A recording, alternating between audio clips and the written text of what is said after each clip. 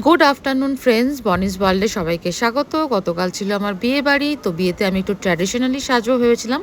তো আমার এই আউটফিটটা কেমন লাগছে তোমরা জানিও আমাকে কমেন্ট করে।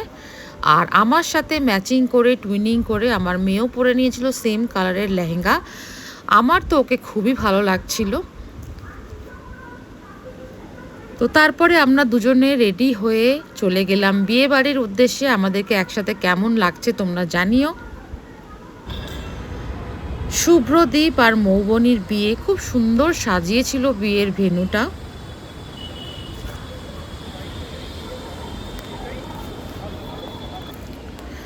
তো পৌঁছে গেলাম বিয়ে বাড়িতে, একটু দেরি হয়ে গেছিল, বাট আমার খুবই ভালো লাগছিল। ভারী মিষ্টি লাগছিল আমাদের হবু বৌমাকে, এবং ওদের একসাথে খুবই সুন্দর লাগছিল। ওদের সাথে দেখা করলাম, দেরিতে হলো, আমি একদম অন টাইম পৌঁছেছি। আমার ভাগ্য ভালো, আমি খুব খুশি হয়েছি তাতে।